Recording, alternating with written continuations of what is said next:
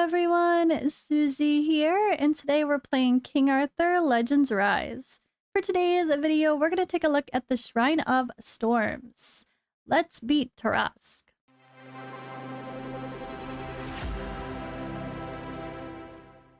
Alright, this is going to be another dungeon basics guide, this time checking out this evil saber-toothed tiger Tarrasque. This is what you need to be able to awaken your relics, which is huge for stats. So something you definitely want to do. So this boss here, yeah, I need to build my girl Claudius, not only for this one, but another one as well. In case you guys missed it, I recently just pulled all her relics, although ironically, I think the flame relic is kind of the one we need for everything anyway. But yeah, my account apparently likes her lately. So, alright. Anyway, Tarrasque grants a shield to itself. The strength of this shield is determined by its attack speed. If you can't shatter Tarrasque's shield within a set number of turns, it will deal significant damage to all heroes. To thwart Tarrasque, you either need to weaken the shield by reducing its attack speed, or decrease its attack gauge to prevent it from striking when the opportunity arises. So, decrease attack speed, Tristan is the first one to come to mind. Really great option with his storm relic that he comes with, so perfect one there. And then decreasing attack gauge, Sergius is really great for this as well, as Claudius, who is someone I really need to build. She does hit pretty good versus these single targets as well. She does have an AoE with her second skill though, I forgot about that. Chance to reduce the target's attack gauge and grants all allies attack speed increase. So that's certainly going to help. And attack gauge drop with her basic attack. She also does attack gauge reduction here, attack speed increase there, and amplification is so helpful to increase your vigor as well. So she's got a great kit that involves boosting your team to go more often or making the enemy go less often. So same thing with Sergius, all sorts of great speed reduction or increase type effects. Where is oh, this one. Recharges all allies attack gauge. So he can do that with his storm relic and his flame relic as well. Frost you wouldn't use in here, so don't even look at that. Alrighty, and then it's interesting they suggest Ban. I haven't yet to use him, honestly, but Clementine is amazing, as they showed. She can remove debuffs here. Her big skill actually has a really great attack gauge drop and a chance to proc her amazing, where is it? It's her passive, but with a special trigger, where she attacks 4 times and then can drop attack gauge as well. Really, really fun if you can throw that in the mix, although you're probably not going to be using her third skill as well in this battle. She's probably going to be your main healer. But at least on her basic attack, she can also throw a little damage and heal the lowest ally. So Shrine of Storms is a really hard dungeon to progress. As you can see, another one I haven't gone super high with myself, because it does need very specific heroes. And again, Sergius and Claudius are 2 heroes that I need to build for these dungeons that I have not done yet, because I've been focusing a different core team for other content. And you really need that decreased speed. I think Tristan is an MVP of this battle for sure. But let's go ahead and see what the CM tips have to say. So, Shrine of Storms, obtain materials to awaken and relics in this dungeon. The main feature involves being able to increase damage and gain a shield based on his attack speed. Include in your team heroes that can inflict attack speed or attack gauge decrease effects. This is the 4th power-up dungeon. Alright, so that's the skill right here. Ugh, almost forgot. Let me look at all the skills in-game here, so you can see everything in case you want to dive a little bit deeper as well. So this first skill, each point of attack speed increases damage per hit. This is just like Tristan and some of the other heroes that... Oh, Ban as well, that's why. He's got that too. They also have that sort of... Their damage is based on attack speed, and that sort of got a nerf at launch. Technically, it was before launch. It was during early access, so that was the time to do it. but the boss actually has that mechanic as well. And if he has protection, he removes all shield, recharges his attack gauge, and yeah, triggers this beastly frenzy, which attacks one enemy 3 times, and it just hits really hard. It's not fun. And he also can gain attack speed increase too when he does that, so you really don't want to let him do that. So you want to try to get rid of his protection, his shields, his barriers. In this case, shields. You don't want to let that stay. You gotta hit through it. Gain a shield. This skill here gains a shield based on his attack speed for 3 turns. He's hard. He's really frustrating. Don't feel stressed if you haven't gotten too high. Not a lot of people have.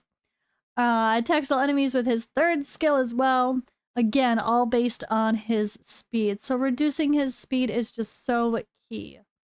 Roar of the Wild, this one removes all buffs and debuffs from him. So he actually removes the buffs that help him, but he also removes the debuffs too. So that can be rough because that's going to remove the attack speeds that you just put up. So this is one to keep an eye on when he's going to use that skill, because you might have just placed your buff from Tristan, but luckily Tristan has it on his skill 1 and his skill 3, so you can at least place the other one. And his basic attack skill 1 actually does the bigger version anyway. So hopefully after this has happened, you can come back around with Tristan to place that attack speed decrease and help counteract this effect. Another same thing kind of skill is like the first one here with this nasty gluttony skill, and then ground smash is another AoE and gaining a shield as well. He kind of alternates the same skills but just calls them something different. I think it just depends on which mode he's in, like when they get in that more ravenous type mode. And then same thing here, more damage based on his attack speed. And he does have this left arm here which recharges his attack gauge. So I could see this being one of those battles to take out his arm first, so he doesn't keep boosting his attack even more, as if he doesn't already go too much as it is. You might want to remove that arm to not help him to go more often. Alright, and aggressive defense increase as well. I forgot I did that too. Yeah, smart to remove that arm. So Shrine of Storm's boss Tarrasque increases his damage based on his attack speed and grants himself a shield that scales based on it as well. If you're not able to reduce his attack speed, you'll have to defeat a rampaging beast. Rampaging. Showing that skill there that we just talked about. Yeah. Nope. To defeat Tarrasque, make sure to inflict attack speed decrease. Effect to reduce his damage and strength of his shield, and inflicting attack gauge decrease will help by reducing the number of attacks opportunities that Tarrasque has. So here is a suggested team. I have seen people use Alan in some quirky ways, and this is a good example of that. So this team includes Alan for attack gauge decrease and attack speed decrease to reduce his attack chances, with additional support from Clementine's recovery and attack gauge decrease, and Tristan's ability to inflict attack speed decrease, and grant a shield, leaving Arthur to deal massive single target damage. So, and a lot of these budget teams are using Arthur as Flame as the single target damage dealer. So again, Claudius is just a better version of that here, which would definitely be the advanced suggestion. And Sergius as well. I'm curious that they're using Sergius' Storm Relics so much. You can buy the relics for these heroes in the shop. So I know people like Sergius' Flame Relic. I think I'd still maybe buy that instead, but I don't know. These guides are making me wonder if I should buy Sergius' Storm Relic instead first. I haven't bought one yet. I bought Tristan's Flame, which now I never use because the Storm is just so much better. And I'm just sitting on buying Sergius and Florentius myself. Alright, this team consists of Claudius and Gillian to inflict attack gauge decrease to Tarrasque, with Sergius amplification granting attack gauge charge to allies, and Tristan to maximize the team's synergy with his attack speed decrease and shield. So, bonus tip, Tarrasque is Storm, and environmental effects are Day and Squall. Heroes with amplification effects will recover 1 additional vigor during their turn. So just trying to make sure you can use all your big skills as often as possible is kind of important for this one too. And then yeah, you need to get through battle 4-7 hard to open up this dungeon. There we have it, guys. There we have it. There's Tarrasque. He goes a lot, and everything is all about attack speed, and everything is about decreasing his attack speed or preventing him from going. So hope this conversation was helpful. If you guys haven't watched my other videos, I have a bunch covering the other dungeons in a little bit of a deep dive. So let's again finish this one out by watching the game's suggested video for this. It's a bit shorter, but maybe we'll still increase the watch speed a little bit here. So here we have the boss. This is the level 85 one. Okay. So this is the budget team with Alan, Arthur, Tristan, and Clementine. I could see attacking the arms, honestly, because of how much they boost. But it seems the strats are always just attack the boss first. I guess it's one of those things you just need to experiment with for your team and see if you can... I think sometimes if you could just take out the arms quickly, then it's better to just do that so they're not boosting the boss if your fight's long. But if it takes you too long to take out the arms, then just focus the boss directly. But let me know in the comments below if you guys have any strategies regarding the arms or not involving Tarrasque. I would love to hear. I really like when people give their tips and suggestions in these videos for what works for them, because then we all learn and can read the comments and see what other people are doing, which I should have said in all my other videos about this. Oops.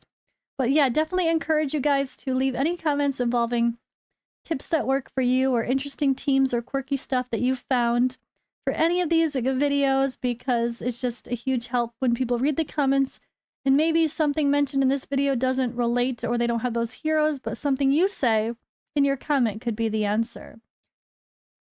Yeah, lots of attack speed decrease. This is all. And then using Arthur's big hit to do the damage. Clementine, they are using her third skill as much as possible, which is why she's not healing as much and why their health is a bit low. This could be a situation where you need 2 healers if you want to use Clementine for her attack speed drop with her third skill, because then she's not healing as much if you're not, yeah, using her second skill instead. A lot of times the idea is to smash through quicker and control a boss. In this case, you can kind of control, but really you're just slowing it down a little bit.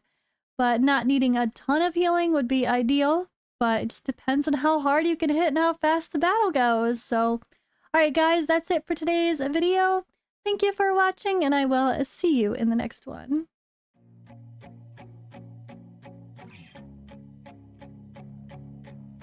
And if you haven't already, be sure to check out my other dungeon basics guides. I've done them on all of the other main bosses for this game, so go take a look.